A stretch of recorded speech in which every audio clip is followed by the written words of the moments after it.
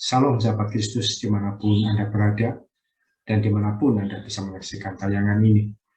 Pada renungan pagi hari ini, kita akan bersama-sama merenungkan kebenaran firman Tuhan yang akan saya bacakan dari 1 Samuel 26 ayat 8-9. Firman Tuhan berkata, lalu berkatalah Abisai kepada Daud, pada hari ini Allah telah menyerahkan musuhmu ke dalam tanganmu. Oleh sebab itu, izinkanlah kiranya aku menancapkan dia ke tanah dengan tombak ini, dengan satu tikaman saja. Tidak usah dia kutancapkan 2 kali. Tetapi kata Daud kepada Abisai, jangan musnahkan dia, sebab siapakah yang dapat menjamah orang yang diurapi Tuhan dan bebas dari hukuman. Sahabat Kristus, teman-teman sekalian, yang saya kasih di dalam nama Yesus Kristus, konteks dari bacaan firman Tuhan ini ketika Daud dikejar-kejar oleh Saul, dan kita tahu penyebabnya yaitu Saul iri karena Daud semakin populer, sementara Saul sebagai raja kehilangan popularitasnya. Dan satu kali dalam masa pengejaran itu, Saul tertidur di suatu tenda, di satu perkemahan. Yang di dalam tidurnya itu yang sangat lelap, sangat nyenyak, tiba-tiba masuklah Daud ke perkemahan di mana terdapat Saul yang sedang berbaring istirahat. Di depannya ada Saul, seorang yang mengejar dia, yang begitu membenci dia, yang berikhtiar untuk membunuh dia. Bahkan salah seorang rekan Daud yaitu Abisai berkata, hari inilah waktunya Tuhan menyerahkan engkau pada musuhmu, atau menyerahkan musuhmu ke dalam tanganmu. Bunuhlah dia, kutancapkan tombak ini dengan satu tikaman saja, tidak usah aku tancapkan 2 kali. Izinkan aku menikam Raja Saul, menancapkan tombak ini ke tubuh Saul. Dengan 1 kali tikaman saja, dia akan mati. Dan endingnya, kalau Daud berhasil mengalahkan Saul saat itu, otomatis dia akan menjadi raja atas Israel. Karena seluruh rakyat Israel sudah tahu bahwa sebenarnya Daud juga sudah menerima pengurapan dari Tuhan untuk menjadi raja. Tetapi dahsyat sekali firman Tuhan berkata, Daud menyampaikan pada Abisai, jangan musnahkan dia, artinya jangan bunuh dia, sebab orang ini adalah orang yang diurapi Tuhan. Dia masih menerima pengurapan dari Tuhan. Saya tidak berani membunuh orang yang diurapi Tuhan. Betapa Daud masih punya rasa respek, punya rasa hormat kepada orang yang diurapi Tuhan. Sekalipun orang yang dianggap diurapi itu mengejar-ngejar dia, mengikhtiarkan kematiannya, menjadikan Daud sebagai buronan, menjadikan Daud sebagai musuh bersama dari kerajaan Israel. Apa poin yang bisa kita ambil dari sharing firman Tuhan ini? Kalau kita lihat belakangan pengajaran kekristenan yang meriah, yang banyak didengung-dengungkan, yang banyak sekali orang menarik perhatian untuk pelajari. Yang pertama adalah apologet, mempelajari iman dari agama lain, dari kepercayaan lain, kemudian dicari-cari kelemahan dan kesalahannya, dicari perbandingannya dengan kekristenannya. Kemudian kalau sudah menemukan, orang menjadi mudah untuk mematahkan ajaran dari agama lain. Oh, itu yang sangat disuka belakangan ini. Selain itu yang kedua, pembelajaran kekristenan yang sekarang disuka yaitu adalah self-righteousness. Dan ini yang sedang populer. Apa itu self-righteousness? Kebenaran diri sendiri.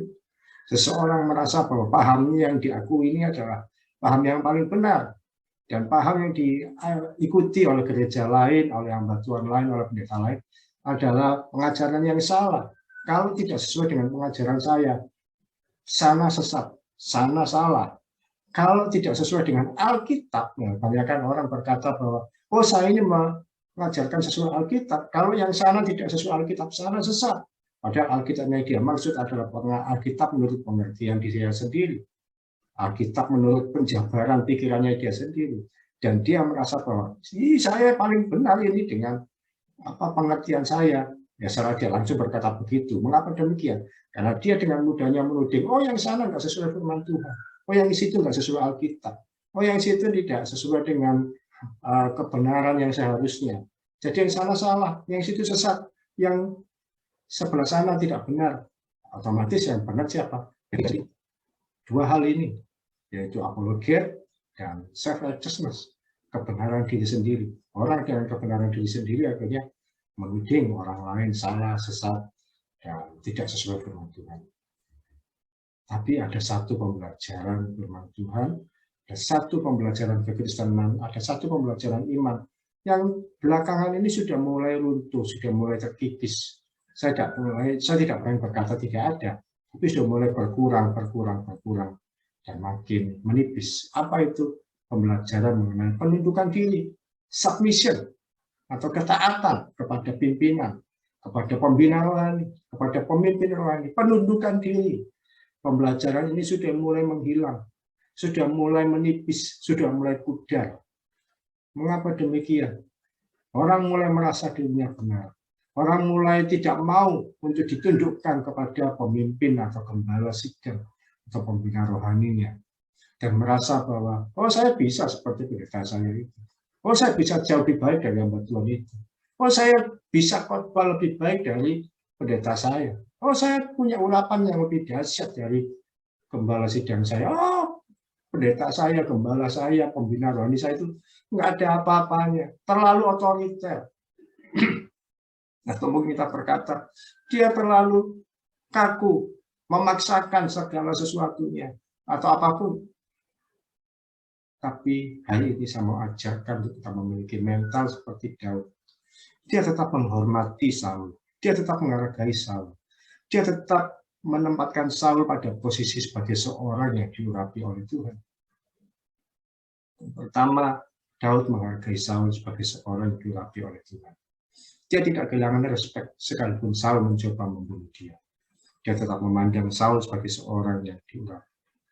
Dan meskipun Daud tahu bahwa dia akan jadi raja berikutnya, dia tidak mau mengambil dengan cara yang salah. Saya sambil minum ya.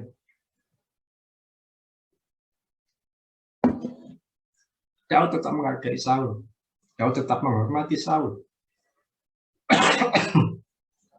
Bahkan ketika Saul ada di depan, dia tidak berani melakukan gerakan yang salah dengan membunuh Saul. Tidak. Saul adalah seorang diurapi Tuhan sebagai raja saat itu. Dia tetap menundukkan diri. Seandainya saja Daud berhasil membunuh Saul, saya yakin saat itu juga Daud akan jadi raja.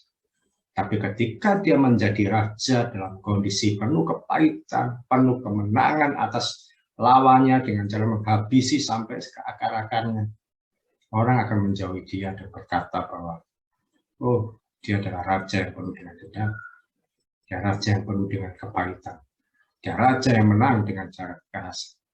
Dan itu yang kita sebut dengan nama kudeta. Dan betapa banyak hari ini gereja Tuhan mengalami gerakan yang disebut kudeta atau makar atau perebutan kekuasaan, merasa dirinya lebih baik, kemudian dia pindah dari gereja awal, dia membentuk pelayanan sendiri, membentuk gereja sendiri, dan seakan-akan berkata saya adalah yang paling diurapi daripada dia. Dan hal itu yang sekarang ini menjamur di mana-mana. Pelayanan bertumbuh, gereja semakin banyak, bukan karena penginjilan, tapi hanya memindahkan jemaat hari Sabtu tempat ke tempat yang lain. Hari ini saya mau ajarkan kita memiliki pendudukan diri. Itu kita memiliki rasa hormat, rasa respek pada pemimpin kita, pada siapapun yang Tuhan tempatkan sebagai pembina rohani kita, atau pemimpin dimanapun Tuhan tempatkan kita sebagai seorang yang harus menundukkan diri, apakah di tempat kerja, di keluarga, di lingkungan masyarakat, atau dimanapun.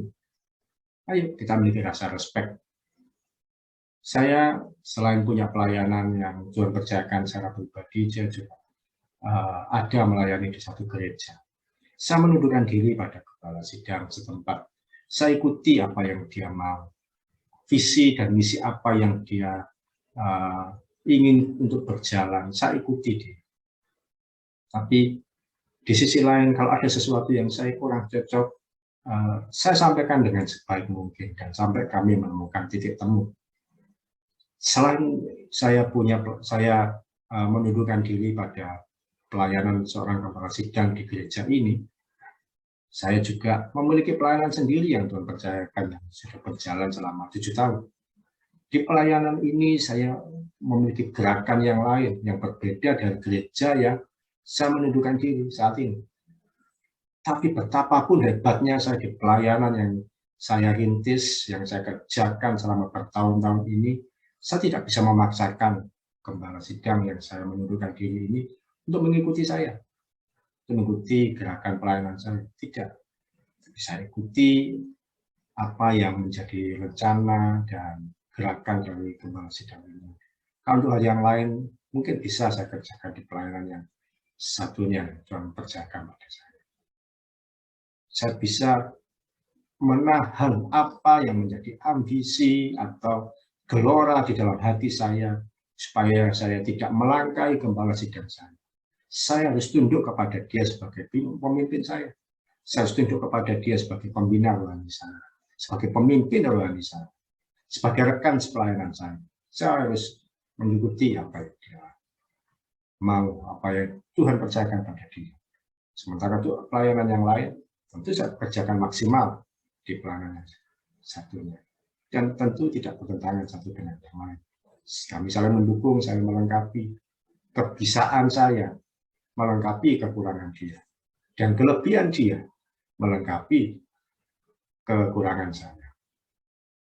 Demikian juga di pelayanan yang Tuhan percayakan selama beberapa tahun ini, orang-orang yang Tuhan percayakan kepada saya adalah orang-orang usianya di atas saya untuk kami layani. Tapi kepada saya, mereka menundukkan diri, menganggap saya sebagai pembina rohani, pemimpin rohani, bahkan yang berkata bahwa Pak Oki adalah bapak rohani saya. Tidak ada masalah. Dan kami saling membangun, saling melengkapi, saya mendorong mereka untuk bertumbuh dalam iman.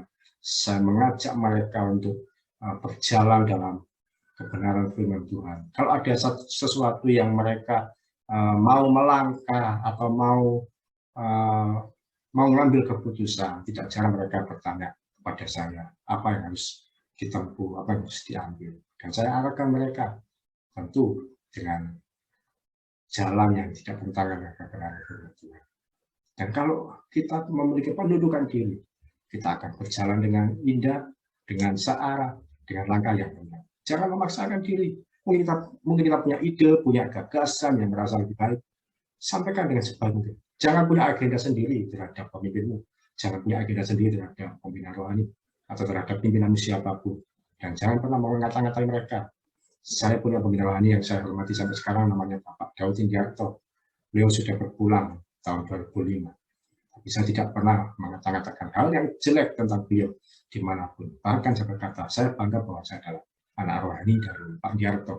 Meskipun saya tahu banyak kekurangannya, karena saya sempat belajar secara pribadi di rumah beliau selama beberapa tahun. Dan saya tahu seluk-beluknya, saya tahu luar dalam beliau. Tapi saya tetap menutup semua hal yang buruk tentang pembina rohani saya tersebut. Saya tidak akan sebarkan kemana-mana.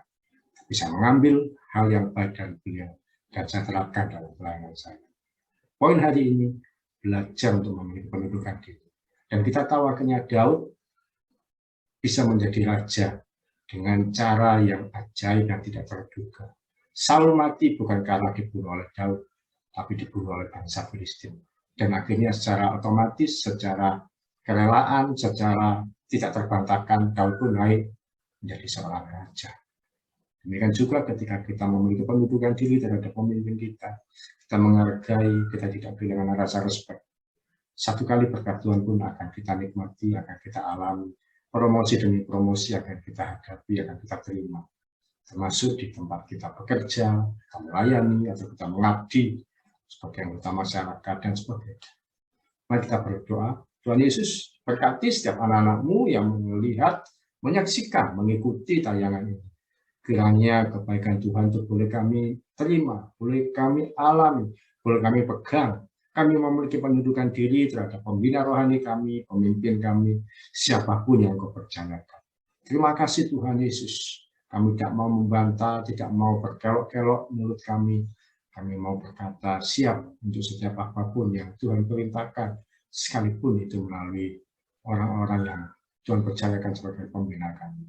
Sekalipun sakit, berbeda, menyakitkan dari apa yang ada di hati kami mau belajar menerima. Karena itu semua baik untuk pertumbuhan rohani kami. Terima kasih Tuhan, kami mengucap syukur dan kami mau belajar hidup sebagai seorang yang taat dan menundukkan diri. Dalam nama Yesus, amin.